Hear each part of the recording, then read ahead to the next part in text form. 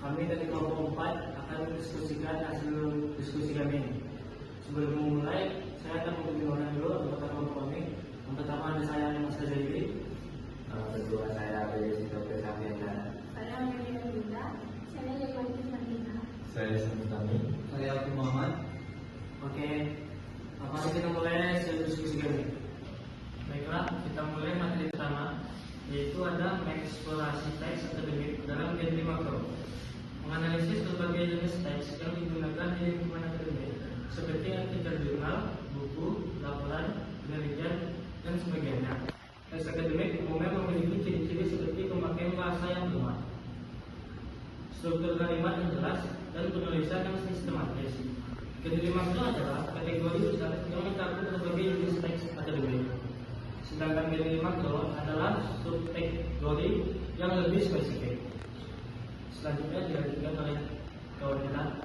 Selanjutnya saya akan menjelaskan tentang membangun konteks dari teks akademik. Yaitu yang pertama adalah menjelaskan latar belakang atau sejarah topik yang dibahas.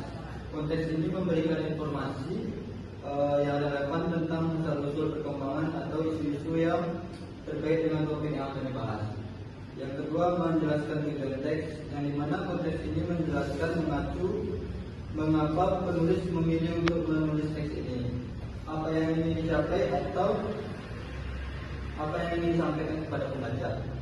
Yang ketiga, menjelaskan target dari audiens. Konteks ini memberikan gambaran tentang siapa yang menjadi pembaca utama teks ini. Apakah itu mahasiswa, peneliti, atau ahli di bidang tertentu. Keempat, menjelaskan relevansi teks dengan ilmu pengetahuan atau bidang studi tertentu. Konteks ini membantu pembaca memahami bagaimana teks ini berkontribusi pada pengetahuan atau bagaimana teks ini dapat dipublikasikan dalam bidang studi tertentu. Dan yang terakhir yaitu menjelaskan struktur atau organisasi teks. Konteks ini membantu pembaca memahami bagaimana teks disusun dan bagaimana bagian-bagian teks saling berhubungan. Oke, selanjutnya saya akan menjelaskan tentang menelusuri dan menganalisis model teks akademik, mengidentifikasi dan mempelajari berbagai bentuk teks yang digunakan dalam dunia akademik, serta menganalisis struktur, bahasa, dan tujuan penulisannya. Ini melibatkan memahami bagaimana teks akademik disusun, apa saja jenis-jenisnya, seperti buku, artikel, laporan penelitian, dan bagaimana teks tersebut digunakan untuk menyampaikan informasi dan argumen ilmiah. Oke, selanjutnya, materi selanjutnya akan dibacakan oleh Bang Ihsan. Mengidentifikasi ciri-ciri teks akademik dan non-akademik. 1. Menggunakan istilah-istilah ilmiah yang relevan. 2. Memperhatikan etika penulisan seperti menghindari plagiarisme dan memberikan kredit pada sumber. Yang ketiga, menulis dengan bahasa yang objektif dan menghindari opini pribadi yang kuat. Dan yang keempat, menggunakan bahasa yang impersonal, yaitu menghindari penggunaan kata saya atau kami. Dan yang kelima, menggunakan bahasa yang abstrak, yaitu bahasa yang digunakan untuk menjelaskan konsep atau gagasan yang tidak konkret. Baiklah, selanjutnya akan dilanjutkan dengan saudara Abel. Menganalisis pentingnya teks akademik.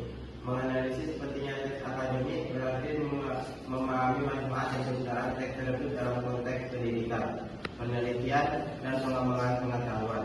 Teks akademik yang juga disebut teks ilmiah memiliki peran struktural dalam menyampaikan informasi secara sistematis, logis, dan terstruktur, serta dalam mengembangkan keterampilan berpikir kritis dan kemampuan argumentasi. Selanjutnya akan disampaikan oleh Amelia. Selanjutnya, teks akademik dalam berbagai genre makro. Teks yang bersifat luas dan mencakup berbagai jenis karya tulisan ilmiah seperti buku, artikel, penelitian, tesis, dan inspirasi. Teks ini memiliki struktur yang formal dan sistematis dengan tujuan menyampaikan informasi atau hasil penelitian secara mendalam. Baik, kesimpulannya, teks akademik menekan kesimpulan yang bersifat ilmiah, objektif, dan didukung oleh bukti dan data penelitian. Sementara itu, teks non-akademik cenderung memiliki kesimpulan yang lebih subjektif, personal, dan berdasarkan pengalaman atau penulis. Terima kasih. penjelasan dari kelompok kami. Apabila ada kekurangan atau kesalahan, mohon dimaafkan. Wabillahi taufiq wal hidayah. Assalamualaikum warahmatullahi wabarakatuh.